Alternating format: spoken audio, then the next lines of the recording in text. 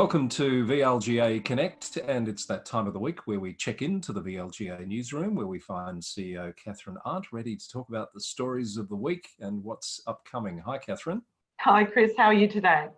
Very well, thank you. Lovely to see you as always. How's your week been? Look, I was just reflecting on the week, and it seems like Monday was so long ago, but yet we've done so much in this week. There's a lot has happened again in the sector. I can't believe that in this environment of sort of shutdown and lockdown and social distancing, we seem to be working 24/7. Well, I think we as a community, as a society, we've found ways to keep things going, but we've perhaps gone that extra step, which some would question whether that's wise. Because I notice I'm getting emails at 10 o'clock at night, which wasn't happening prior to COVID, and worse still, I'm responding to them. Look, I know, and we do have to be mindful of that balance, don't we? And I think the local government sector, as we all know, is really busy at this time because we're at the front line. We're responsible for many of the services that still need to continue. Of course, there are people who don't have work at the moment that aren't having that issue of 24/7, and of course our sympathies go out to them. But yeah, look, certainly it's a very different time for everyone. Good point that you make. So in terms of some of the news this week, we note that the VLGA candidate workshops are now up and running, not to be confused with the mandatory training that's coming as part of the new legislation for the elections later this year, but you do have some news on how far that might be away. Yes, in our latest conversations with LGV, those regulations are being drafted as we speak. It's anticipated that they'll be completed probably by the end of next week, which means we should see councils receiving that mandatory training, i.e. the pack, probably in the next couple of weeks. What I am pleased to advise our members, though, is that we've been advised that the VLGA could be engaged by councils to deliver that mandatory training component. And as councils already know, we've got quite a number booked in for our virtual general candidate workshop, and we can deliver that mandatory training alongside those. And of course, that will be at no cost for our member councils. Oh, that's an important point that you make, because it's ultimately going to be the CEO's responsibility to ensure that candidate training, the mandatory training provided in each municipality, but they do have the option of engaging someone like the VLGA to do it on their behalf. Absolutely. And I think for a lot of councils, that will be welcome news. Kathryn, a question without notice. The element of face-to-face, which I think has been mentioned in the past as being still going to be required with the mandatory training. How do you think that's going to play out as restrictions remain in place? Yes, I understand that the regulations will provide a mechanism should the COVID-19 restrictions continue into the foreseeable future, that training may be delivered virtually. So that's also a sensible thing in this environment, absolutely. We've had an announcement this week too of some money coming from the federal government towards councils across the country, 1.8 billion, which we must stress includes the federal assistance grants money, which was due to arrive in June. You'd welcome that support for the sector, no doubt? Yes, look, the sector's been waiting for announcements about the federal assistance grants and also any additional federal funding that could assist them to deliver their services. We haven't really had an opportunity to break that down. I think that 1.8 billion probably consists already of some of the federal assistance grants that were coming. So perhaps it's not an additional 1.8 billion for the sector, but a combination of some monies there.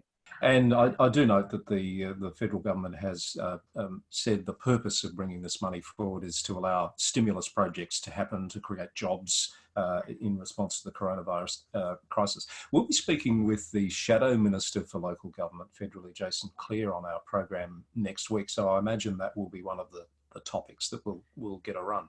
Yes, I imagine that Jason will be very keen to have a talk to our members about that. I'm looking forward to that interview. Tap a woman on the shoulder. This is a new campaign the VLGA has launched this week. Yes, that's right.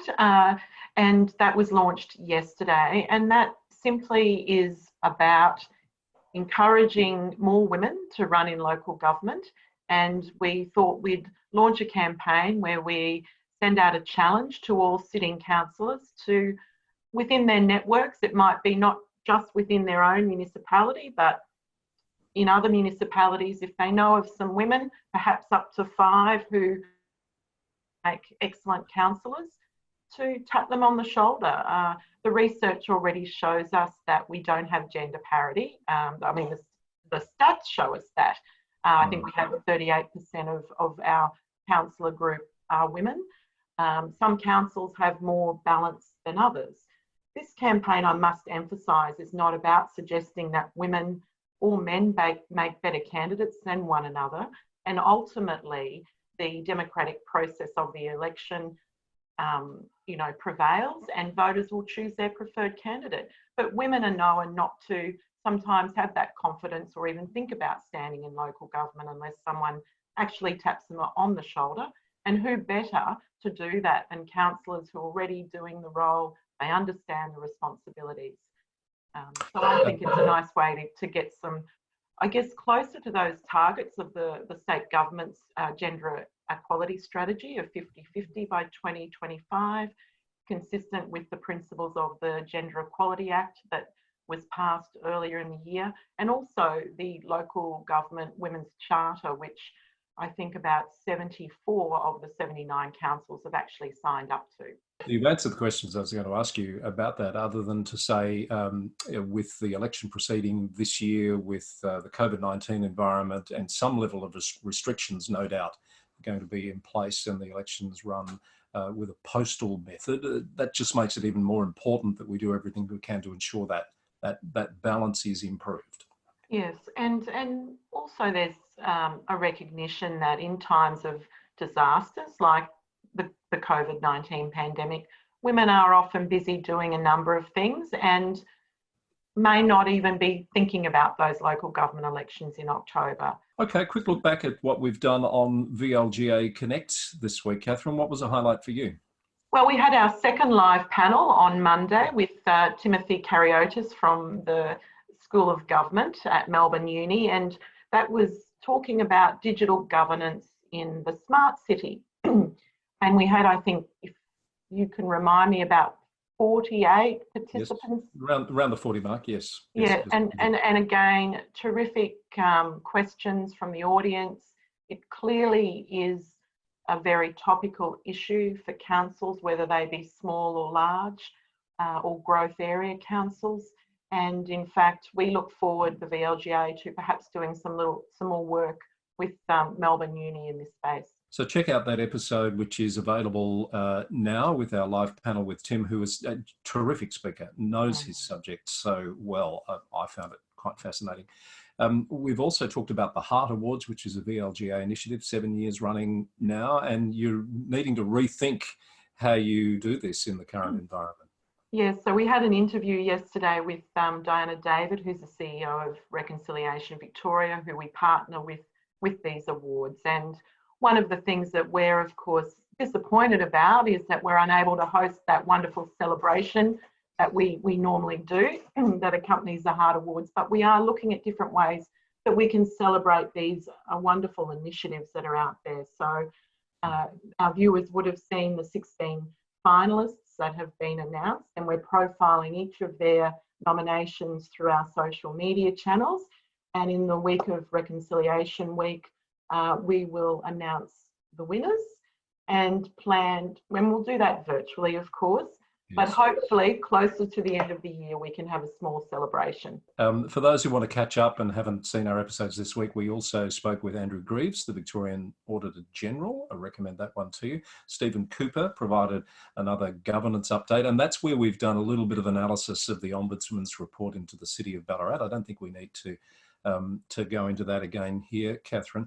No. I did enjoy speaking with Diana Edgerton-Warburton, OAM, from Monash University. Diana's a professor and a full-time emergency physician, and is spending time researching how best to help communities, businesses, workplaces get the social distancing messaging out there in terms of COVID-19, and they've done a really good job in producing some simple and clear materials. Diana's fantastic, and she actually reached out to me following an interview I did on ABC News a few weeks ago, and she knows her stuff. She's well recognised in the space that she works in, and I would encourage our viewers to have a look at that, because it's got some good, I guess, takeaways for local government, and as we're sort of moving towards easing restrictions, some important initiatives and also considerations for the sector. And check out a second interview I did with Diana about their pilot project to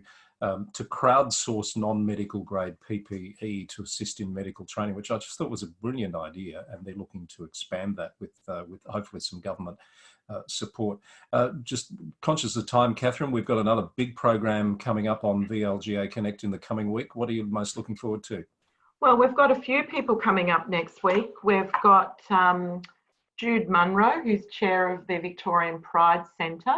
I think that the Pride Centre must be very close to completion now, and I think that's the first of its kind in Australia. So it'd be wonderful to hear from Jude about, I guess, she'll be a little disappointed, of course, that there won't be able to be that physical presence immediately there due to COVID-19. But I guess the purpose of that and the initiatives that they're going to perhaps look at now that we're in this COVID situation.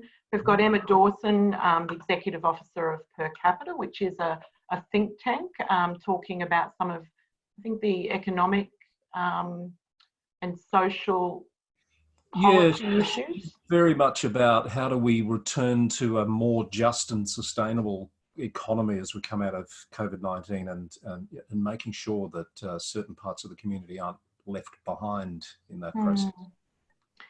And of course, you mentioned we have the Shadow Minister, Jason Clare. So another big week on VLGA Connect.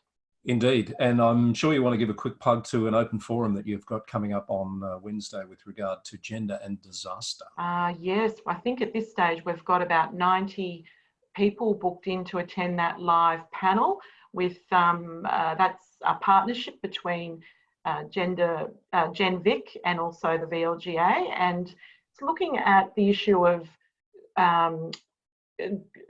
gender in disaster, and we've got some speakers from some academics coming to talk to us about that. There's been a lot of research on the impact on women in particular in times of disaster. So I would say if you haven't already registered for that, it just goes for an hour and a half, and it will be well worth your time. All right, Kathryn, before you go, as we've mentioned previously, the YouTube machine doesn't allow us to play our songs, doesn't allow us to get away with it, but do you have a song recommendation that people can go and look up this week? Oh gosh, you've put me on the spot again. I've got one. Okay, I'll defer to you then. So I think if you go to YouTube or Spotify and look up The Police and listen to Don't Stand So Close to Me, given that we've been talking about social distancing this week, I think that should be our song recommendation. Fabulous, that sounds great. Thanks, Kathryn. Always great to talk. See you in the newsroom next week. See you then, Chris. You've been watching another edition of the Newsroom here on VLGA Connect.